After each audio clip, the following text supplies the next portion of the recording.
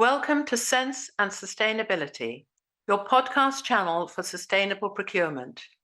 We hope you like what you hear. Please go to www.iso2400.org for more information and free resources such as articles, case studies, videos, a self-assessment against the standard, and much, much more. Welcome to Sense and Sustainability. This is part 2 of our podcast with Dane Mclndoe, who talks about how his organisation has started to combine reuse of hardware with social value and how they can provide benefits to the community. You mentioned earlier that some of your early experience in sustainability was around the social agenda. Would you like to talk to us about that? Some of the things that you've done, and again, are there kind of specific things about the social agenda in New Zealand that you've addressed? Yeah. Okay. So the standout item, obviously, is what we call the Toi Tū Te Tuki program, which is all about providing young rangatahi within New Zealand some sort of digital device in the way of a laptop. And the concept I've already briefed on is around bringing in old corporate laptops. I use the term old loosely.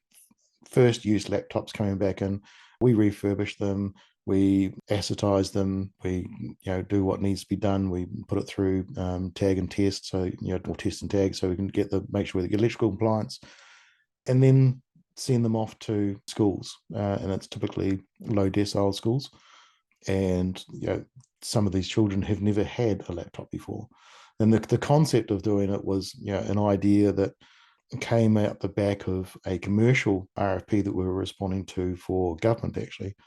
And when we started looking through the RFP contents, we sort of looked and go, our government's replacing on average 85,000 desktop laptop devices within a year. That's a significant amount. When we start looking at that, 85,000 devices coming out of one organisation, being the government, there's 120 to 130,000 at-risk youth within New Zealand, within these low decile schools. It doesn't take long to work that math out, going, this wouldn't take long to actually fix. So the idea flew around within the company for a little while. We managed to sort how it was going to be done, the logistics. A lot of the problem we had, the biggest problems we encountered through that time was actually the logistics and how exactly we're going to execute it.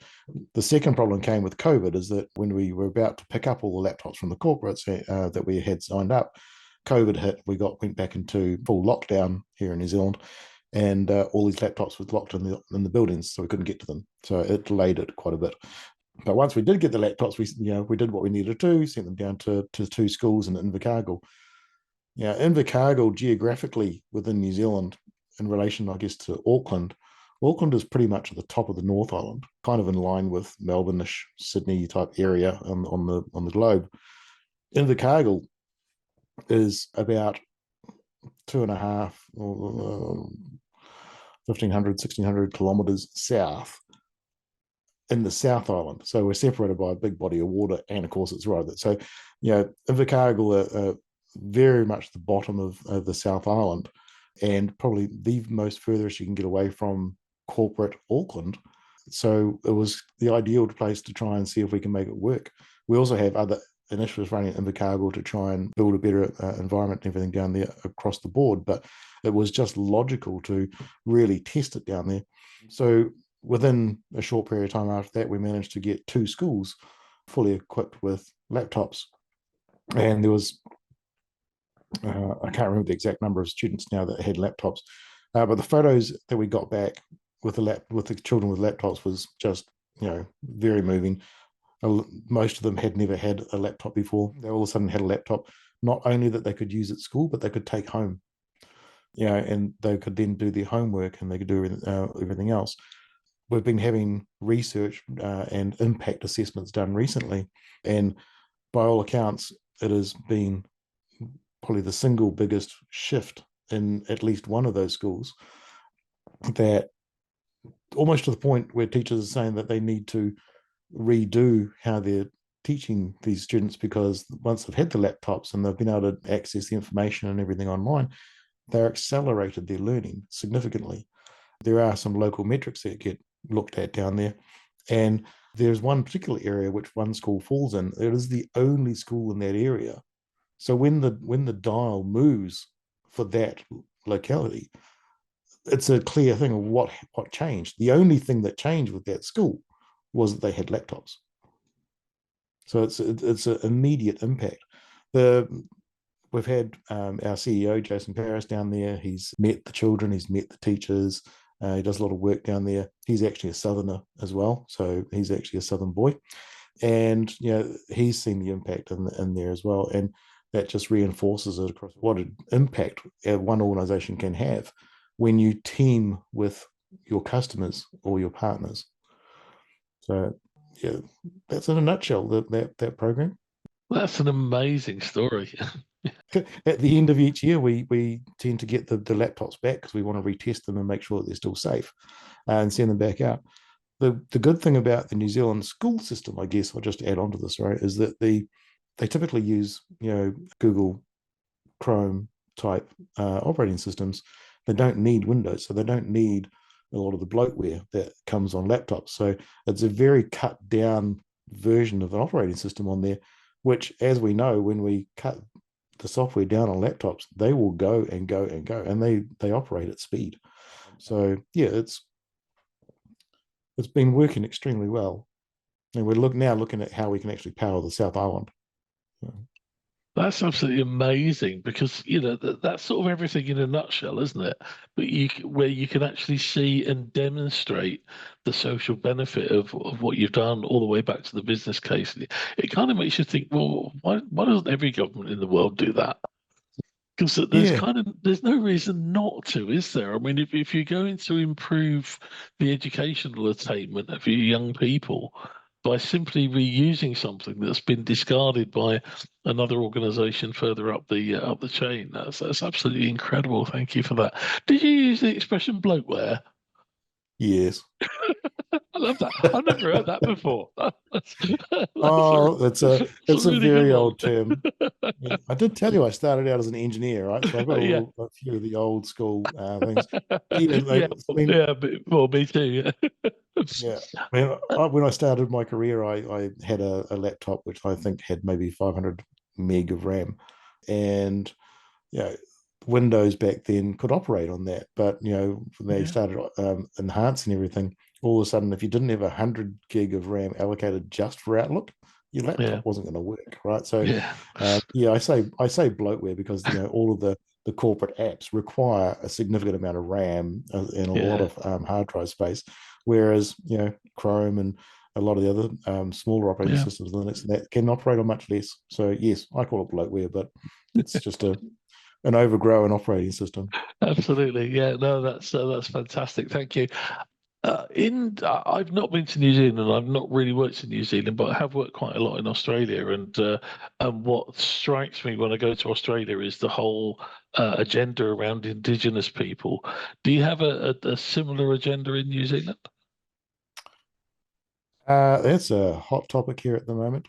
Yeah, so there is inequity across New Zealand, and we do have the Treaty of Waitangi, which was signed many, many years ago. We differ quite a bit from Australia in that Australia didn't really have a treaty. I don't know enough about the Australian history. I know snippets of it, but I certainly know New Zealand history of what I was taught in school. But the treaty was signed, Maori, way back. But and for a large degree of it, it was ignored, and it's progressed over the years, and there's been a significant shift in that in the last 20 years here, and thanks to the government helping through the time and saying that we've got to focus on the treaty, we need to respect the treaty, we need to look at it in the spirit that it was signed, but there's a lot of damage to unpick, where there are areas of New Zealand that have been completely neglected, and that's kind of where I want to focus. I grew up as a young boy in Rotorua in New Zealand. Rotorua is just at the time a reasonably small town, not quite a city, but Rotorua, even still today, has a very clear divide of super wealthy and everyone else. The everyone else, when I was growing up there, was quite a long way down on the wealthy scale, right? Heading down towards the bottom end of it, actually. So even when we turned up to schools to play rugby, depending on which school it was, is whether we actually got to wear shoes, rugby shoes, or whether they had to wear bare feet because the school or the children maybe couldn't afford shoes, right? So it seems an odd thing these days to think about that you couldn't afford rugby shoes, but it was an actual decision when we got to the school as to whether we wore shoes or no shoes. So but yeah, it's very much split. There are a hot topic around at the moment and wanting to reverse a lot of things. Government departments have put Maori name first before the English name. We've been changing signs across the country, which has been fantastic, but reverting back at the moment actually with the current government. I'm not quite sure what that agenda is, but I don't really think I should probably speak on that. No, we won't get into politics. Yeah, no, we're talking about sustainable procurement. We'll keep off politics. Final question for me, unless there's anything that you want to add. We, in ISO 2400.org, what we're trying to do is build the body of knowledge about sustainable procurement around the world. That's our mission. What advice would you have for somebody in the world that wanted to procure more sustainably and maybe doesn't know where to start? Understand why you want to do it. The easy answer is, because it's good for the environment. No, wrong answer.